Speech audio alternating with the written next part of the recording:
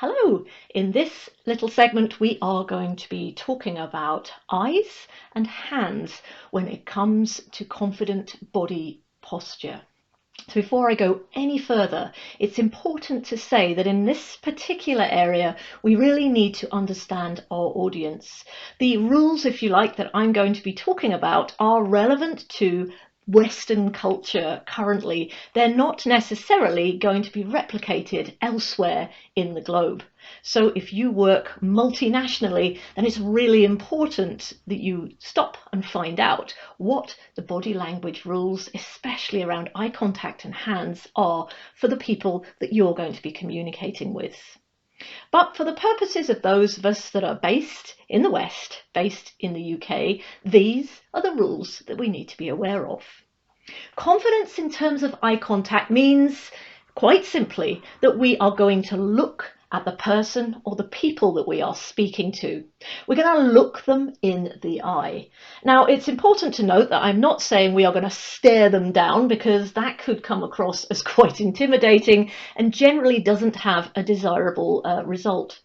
What you're looking for here is to acquire the ability to look at people just long enough to note their eye colour. This is particularly important when we first meet people. So when we are greeting them, look them in the eye while you note their eye colour. It will take you approximately 3 seconds. That's a really nice length of time to hold someone's eye contact. Then you can loosen it off. Thereafter, you're wanting to return to look that person in the eye periodically from time to time, if you like, to emphasize or support whatever it is that you are saying. So if, for example, you are telling them something, you are putting forward an opinion, that is the moment where it's really useful to look someone in the eye for a couple of seconds, and you're almost saying, does that make sense to you? I want you to understand, is that of interest to you? But it also says, yes, I mean that. Yes, I am sure. Yes, this is my opinion. Now, if there are multiple people in the room, perhaps you're in a meeting, then the general idea is that you want to ensure that every member of that room gets your eye contact. Believe it or not, people will feel left out if you fail to look at them and they're in a group. So everybody needs your eye contact time. Everybody needs to know that you've physically seen them and acknowledged them. Now, I appreciate that for many people, this level of eye contact is extremely hard work. It's extremely difficult. So if that's you, what you'll want to do is build yourself up slowly. Begin by just holding someone's eye contact a little longer than you usually would. Or maybe you're starting from a point of actually giving someone eye contact because usually you wouldn't. Go easy, go gentle. You're looking to build to something that's comfortable for you. And just make sure you're paying attention to the other person too.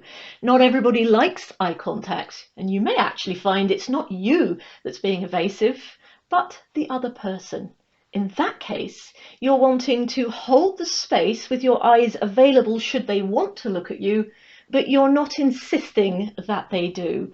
That is going to create a much more convivial, comfortable kind of atmosphere rather than the intimidatory, hey, why aren't you looking at me sort of gaze. So give that a try. Let me know how you get on. Now let's come to our hands. Here they are. They're so incredibly important as well. And again, the rule here actually is quite straightforward. Open hands are generally regarded as safe hands, trustworthy hands. There's a thought out there that the reason for that might be that open hands can't possibly be concealing a weapon.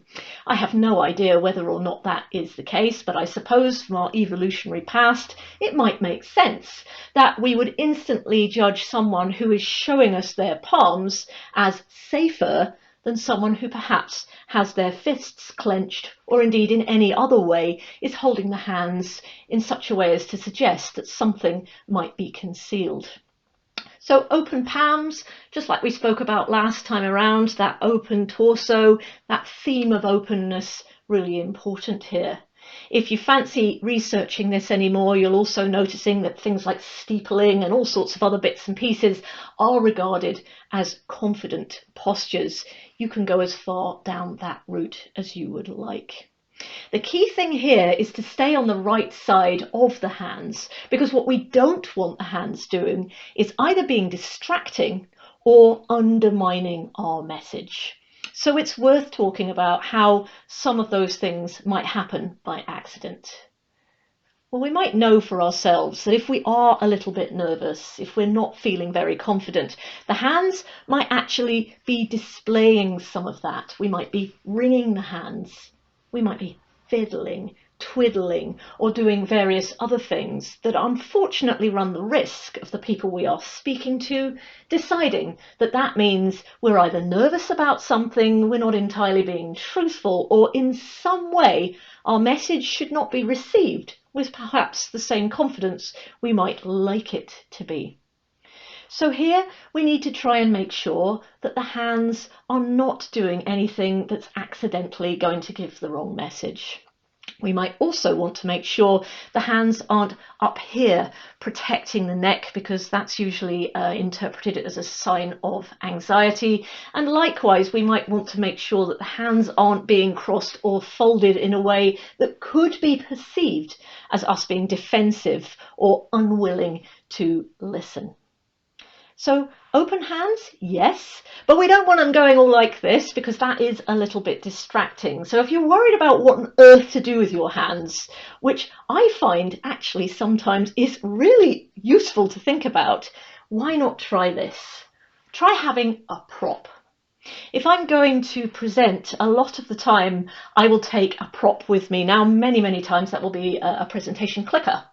And I just have that in my hand because actually I need it. It's going to move my slides on. But if I'm not doing a presentation, then I'll very often have a prop in my hand, like perhaps a simple pen. It gives my hands something to do, which makes them feel a little bit more natural, so I'm not sitting there wondering where on earth I should put them. It works a treat for me. I know it works for lots of other folks too. And for anyone that does realise they have a little bit of a nervous habit of fiddling or twiddling or protecting, it also stops that from happening and makes it rather more obvious if that is what the hands are starting to do. So, eyes and hands.